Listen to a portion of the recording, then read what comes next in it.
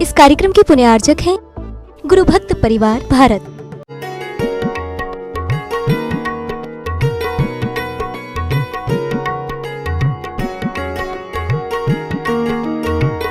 चर्चा चल रही है एक शक्तिशाली व्यक्तित्व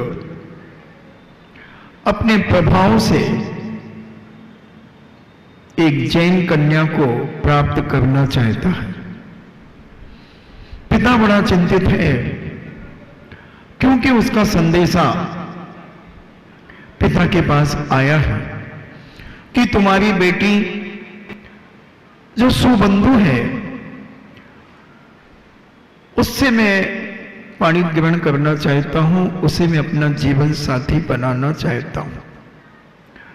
दासियों के द्वारा खबर पहुंचती है, राज दरबार में रहने वाली दासियां गुणपाल से बहुत विनय भाव से निवेदन करती हैं कि हे नगर सेठ, अभी आप नगर में मात्र सेठ हैं और अगर राजा से आपकी रिश्तेदारी हो जाएगी तो आप राज्य के आधे मालिक के समान कहलाएंगे। हमारा निवेदन है, कल हमने ये वार्तालाप दासियों की आपको बताने का प्रयास किया था। गुणपाल ने बहुत विनय से उनकी वार्तालाप को सुनकर और बड़े अच्छे शब्दों में दासियों को संबोधन दिया था कि हे राज दरबार से आई हुई शक्तियां, हम आपकी बात पर विचार करेंगे और मुझे 1 हफ्ते की मोहलत दी जाए। और जब गुणपाल सेठ ने अपनी धर्मपत्नी को कहा, सुना है तुमने, हम बहुत बड़े राजा के रिश्तेदार होने वाले, कैसा लग रहा है आपके मन में?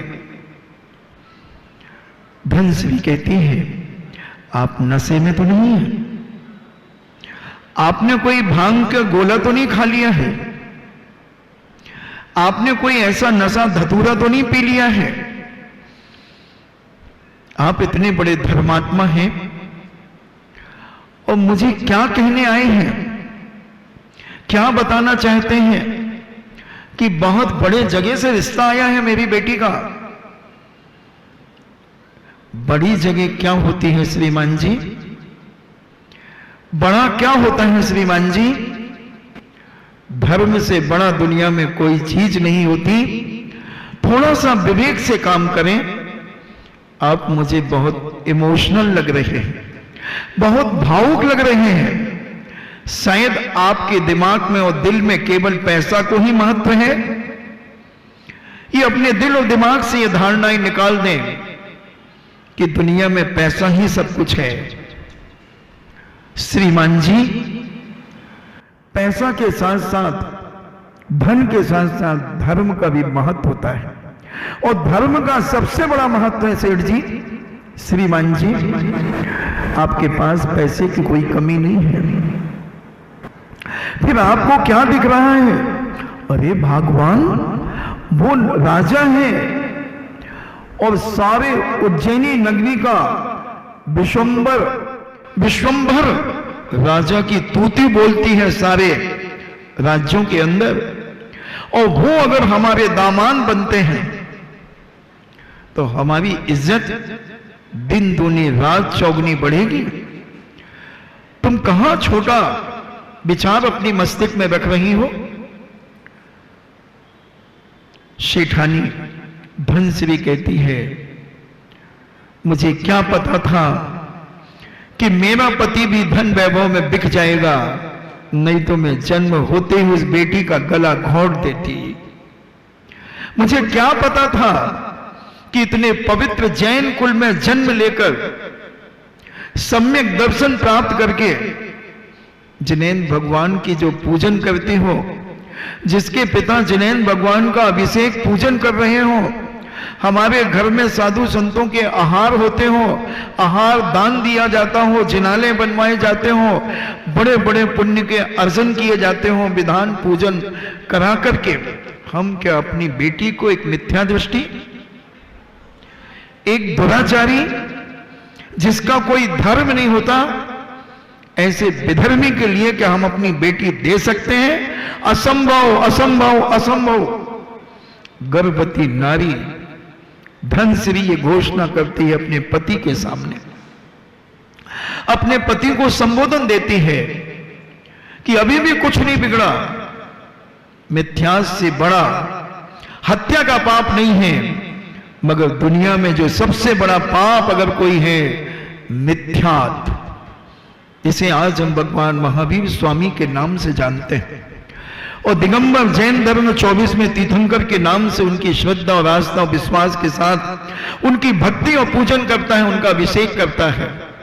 थोड़ा सा अगर हम भगवान महावीर स्वामी का इतिहास देखें बंधुओं, कितना भयंकर काला है। इतना काला तो निग्रो भी नहीं होगा। दुनिया में बहुत से देशों में लोग काले हैं, मगर महावीर स्वामी का पूर्व का इतिहास इतना काला है, इतना काला है बंधुओं, कि मेरी जिह्वा उसका बखान नहीं कर सकती। मिथ्यात एक इतना बड़ा पाप है, इतना बड़ा पाप है, इस पाप की कोई जोड़ नहीं है। इतना जबरदस्त ये पाप है मिथ्यात।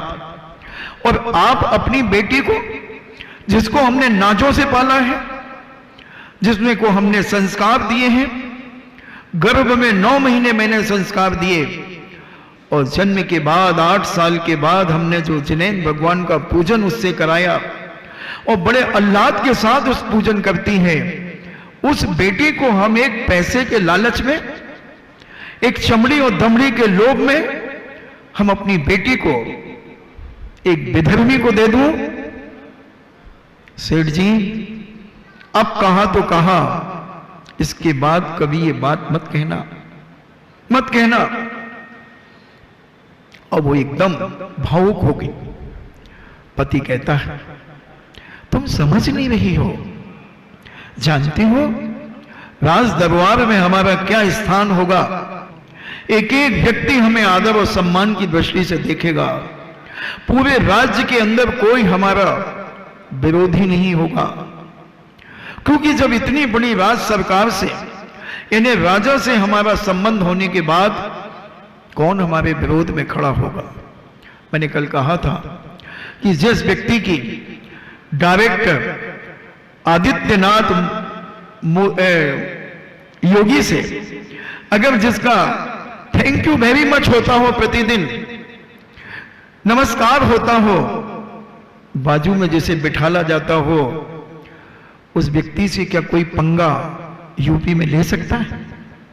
कब जैसी भी खड़ी हो जाए उसके घर के सामने, कब उसकी कुंडली खोल दी जाए, कब उसके ऊपर इनकम टैक्स का छापा पड़ जाए, कब दबंगता 2 सेकंड में, कब दबंगता समाप्त कर दी जाए, तो राजा से जिसका संबंध हो जाएगा पगली, उसका जीवन ही क्या अलौकिक होगा। थोड़ा सा विचार करो, भावुक मत हो। धर्म धर्म लगा करके क्या करोगी? धर्म क्या करेगा? धन के सामने धर्म की क्या कीमत है? कौन कह रहा है? वो व्यक्ति जो जिनेन भगवान का प्रतिदिन अभिषेक करता है, जिनेन भगवान का प्रतिदिन पूजन करता है, जिनेन भगवान की वाणी का प्रतिदिन स्वाध्याय करता है, जिनेन भगवान के बताए हुए मार्ग पर अपना हर कदम रखता है, मगर आज उसे क्या हो गया है कि अपनी एक बेटी के लिए एक विधर्मी का हाथ लेने को तैयार है। ये धन से भी विचार कर रही है। इतने धर्मात्मा मेरे पति कि बिना मंदिर के कभी पानी नहीं पीते, और अपनी बेटी को ऐसी जगह भेज देंगे जहां मंदिर का कोई प्रावधान ही नहीं है, कोई व्यवस्था ही नहीं है। केवल एक जैन दर्शन है दुनिया के अंदर बंधुओं, जिसमें अभिषेक, पूजन और जिनेन भगवान के दर्शन की बात कही गई। दुनिया के कोई दर्शन में नियम नहीं है जो भारतीय दर्शन है। पाश्चात्य दर्शनों की बात मैं बाद में करूंगा। भारतीय दर्शन वो कौन है जिनके इष्ट का जन्म भारत में हुआ है और जिनका मरण या निर्माण भारत में हुआ वो भारतीय दर्शन कहलाते हैं। तो हमारे भारतीय दर्शन केवल एक भारत में जैन दर्शन कि बिना मंदिर के जिसके घर में भोजन नहीं मिलता। मुझे एक बहुत पुरानी घटना याद आ रही है। जी बालिका जो बैठी है छोटी सी, इससे थोड़ा बड़ा होगा, शायद 6 में पढ़ता हूं। अब उस समय मैं भी मंदिर नहीं जाता था। सच कहना खुश रहना मेरा सिद्धांत है। सच कहना खुश रहना, ना राहु का लेना और ना केतु का देना। तो मुझे भी भोजन नहीं मिलता था बिना मंदिर के। चाहे स्कूल से 12 साढ़े 12 बजे लौट के आओ तो भी मंदिर जाना ही पड़ेगा। या तो प्रातःकाल जाओ, स्कूल को लेट हो रहे तो स्कूल के बाद जाओ, ठीक है। घर से तो जाना ही पड़ेगा, चावल लेकर के जाना पड़ेगा। और लगभग 1 किलोमीटर दूर मंदिर था। चावल लेके जाता, एक छोटा सा एक ग्राउंड था, वहां बच्चे कंचे खेला करते थे, वहीं मैं भी खड़ा हो जाता। चावल एक पट्टी पे रख देता, बकरी खा जाती। 10-15 मिनट का टाइम निकाल करके 20 मिनट के अंदर घर पहुंच जाता। करे आया मंदिर? हाँ, और भोजन कर लेता। एक दिन मुझसे कहा कि बेटा चंदन लगाना चाहिए। मैंने चंदन लगाने से क्या होता है? अरे यहां ज्ञान के तंतु होते हैं और कभी सिर में दर्द नहीं होता, चंदन ठंडा होता है, यहां लगाने से बुद्धि का विकास होता है। चलो मंदिर तो चले गए, मगर जहां भगवान बैठे उनको नमस्कार नहीं किया। चंदन लगाया और वापस आ गया। फिर क्या हुआ? कुछ दिनों के बाद बोले बेटा गंधोदक लेकर के आया करो। मैंने गंधोदक 12 साढ़े 12 बजे गंधोदक? हाँ, हम लोग लगा करके और अपन गमले में डाल देंगे। गमले में गंधोदक डालने से गमले में बहुत अच्छे फूल आते हैं, बहुत अच्छे फूल आते हैं और जल्दी नहीं मुरझाते फूल। गंधोदक का महत्व मालूम? मैना सुंदरी के गंधोदक 700 कोड़ी के ऊपर छोड़ा था तो सारा कोल नष्ट हो गया था बेटा। ठीक है, लाओ डिब्बी। तो एक छोटी सी चांदी की डिब्बी दे दी, तो अपन ने ये गंधोदक भरा, डिब्बी बंद की और लेकर के आ गए। एक दिन पूछ लिया बेटा बेदी में कितने भगवान थे? अरे मैंने वहां कोई पढ़ने जाता हूं क्या? गिनती करूंगा 1 2 3 4 5 6 7 8 9। नहीं, गिनती नहीं करना है। जमाना बहुत खराब है बेटा। चोर लोग आते हैं, मंदिर खुला रहता है, मंदिर में सन्नाटा रहता है, तुम सबसे आखिरी में जाते हो। कोई छोटे भगवान जेब में रख लेगा तो अपने भगवान की चोरी हो जाएगी। मैंने बात तो सही कह रहे हैं, तो गिन लो अपना क्या जाता है। 1 2 3 4 5 ऐसे करके भगवानों को गिन लिया और रोज बताना पड़ता था। क्यों? कि वो लोग मंदिर जब सुबह जाते थे तो वो गिन के आते थे, कहीं तुम्हारे जाने पर कम तो नहीं हो गए। अब ये चलता रहा, सालों चलता रहा। एक दिन कोई बड़ी भयंकर घटना घट गई जबलपुर के अंदर। कर्फ्यू लगा हुआ था। अब कर्फ्यू लगा था तो घोषणा हो गई कल रात को कि 8 बजे से 9 बजे तक कर्फ्यू खुलेगा और रात्रि में ही कर्फ्यू चालू हो गया। अब देखना माता पिता के साथ छल। मैं मंदिर जाऊं? नहीं बेटा आज नहीं है ना।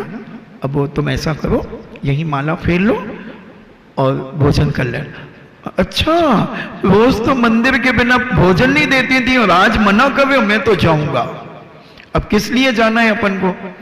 कौन सी दुकान टूटी, कौन सी दुकान लूटी, कहां क्या हुआ वो देखने जाना है मंदिर की आड़ में। निकल गए। देखो 9 बजे के पहले आ जाना। हाँ आ जाऊंगा। कहां पता लगता है हुड़दंग में कि कब समय हो गया। और मंदिर गए नहीं, सीधे चावल मगर जरूर थे मेरे जेब में। चावल को मैंने जेब में रख लिया और दोस्तों के साथ पूरा फुआरा, कमानिया आदि, श्याम टाकी सारा एरिया घूम घाम के आ गए और रास्ते में लाहिरियों की आवाज आने लगी।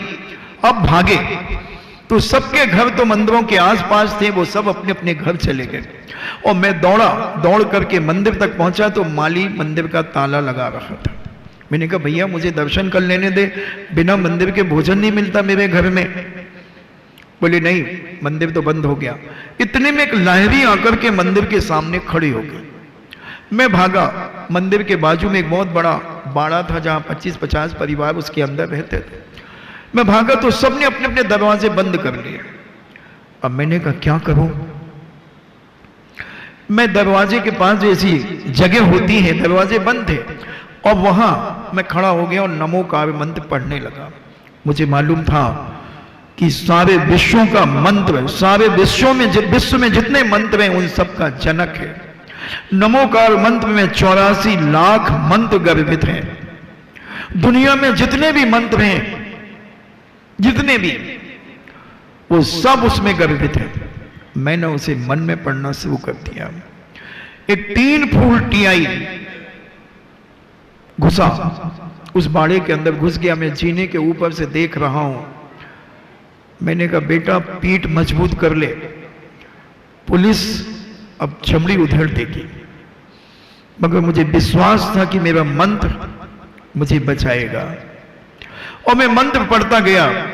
वह जीने के ऊपर चढ़ा। मिस्टर क्या कर रहे थे? मैंने जेब में हाथ डाला। मैंने कहा सर मैं जैन हूं और मेरे माता पिता मुझे बिना मंदिर का भोजन नहीं देते हैं। हाँ चलिए नीचे। अब उसने मुझे छुआ भी नहीं, नीचे ले गया। बोले बैठो लाहिरी में। बड़ी लाहिरी चलती थी, जाली लगी होती थी। मैंने कहा सर मुझे घर जाने दो। इसमें बैठो। बैठ गया, क्योंकि डंडे के सामने तो बैठ गया और नमो का मंदिर चल रहा। लाहिरी कमानिया गेट से श्याम टाकीज की तरफ गई तो एक दोस्त ने मुझे देखा कि ये लाहिरी में कैसे बैठा, पीछे से पूरी खुली होती थी। उसने देखो, मैं तो देख ही रहा था उसका घर कब आता है। उसने मुझे देखा तो मैंने इशारा किया कि फोन। तो पहले वो डब्बे वाले फोन चलते थे, यूं घुमाने वाले। उसने फोन कर दिया कि तुम्हारे बेटे को पुलिस पकड़ के ले गई है। वहां से फोन हुआ थाने में। घूम घाम के 1 घंटे बाद थाने पहुंचे तो एक बच्चा पकड़ा गया। वो अपने पिता का पान लेने के लिए गया था, 10-12 साल का होगा। उसको भी पकड़ा। बस हम पहली खेप में हम 2 और हमारा कोई नहीं। आप तो कहते हम 2 और हमारे 2।